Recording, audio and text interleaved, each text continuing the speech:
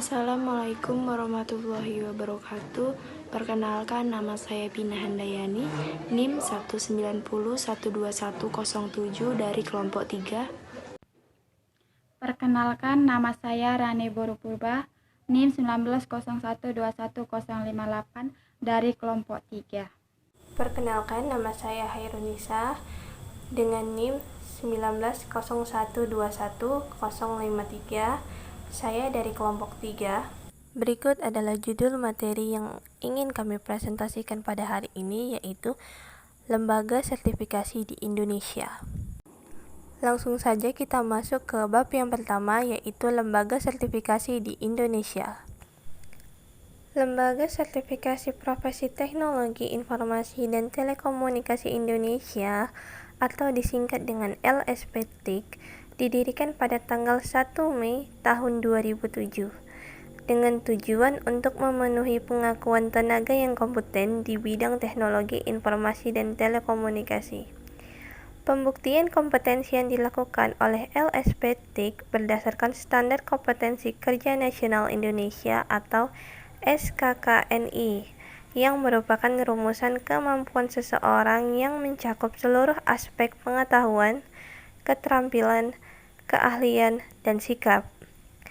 LSPTIK merupakan lembaga yang telah memiliki lisensi dari BNSP, Keputusan Badan Nasional Sertifikasi Profesi Nomor 19/BNSP/7/tahun 2007 untuk melakukan proses pembuktian bahwa seorang tenaga yang profesional benar-benar kompeten dalam bidang kompetensinya, sehingga tenaga profesional tersebut mendapatkan pengakuan kompetensi profesi yang baik secara nasional maupun internasional.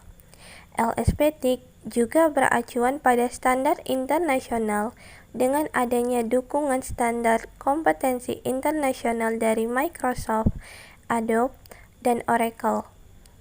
LSPTIK sudah bisa menunjukkan kompetensinya sebagai lembaga sertifikasi profesi yang dapat dipercaya oleh profesionalisme teknologi informasi dan telekomunikasi, baik dari lembaga pemerintahan, lembaga swasta, ataupun usaha yang bergelut dan berprofesi di bidang teknologi informasi dan telekomunikasi.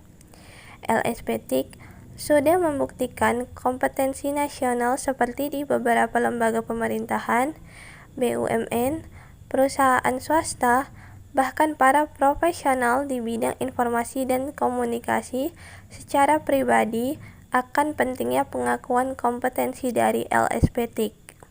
Fungsi dan peran LPS-TIK Indonesia. Yang pertama, fungsinya adalah sebagai kreatifikator melaksanakan sertifikasi. Yang kedua, sebagai pengembang atau melakukan pemeliharaan dan pengembangan standar kompetensi. Dan untuk perannya, yang pertama menyediakan tenaga penguji atau asesor. Yang kedua, melakukan asemen. Yang ketiga, menerapkan kompetensi dasar SKKNI. Yang keempat, memelihara kinerja asesor dan tempat uji kompetensi atau TUK. Yang kelima, yaitu kebutuhan kompetensi industri. Dan yang keenam, pengembangan standar kompetensi. Dan yang terakhir adalah mengkaji ulang standar kompetensi. Visi dan misi LSPTIK Indonesia. Visi bertekad mengembangkan kompetensi keahlian di bidang teknologi informasi dan komunikasi melalui sertifikasi yang diakui internasional. Buktikan kompetensi melalui sertifikasi. Misi bersinergi dengan industri, akademi, dan profesi untuk mengidentifikasi unit-unit kompetensi untuk mengembangkan sistem sertifikasi yang mengacu pada standar internasional. 2. Menumbuhkan penghargaan oleh pengguna jasa kepada pemegang sertifikat atas kompetensi yang dimiliki.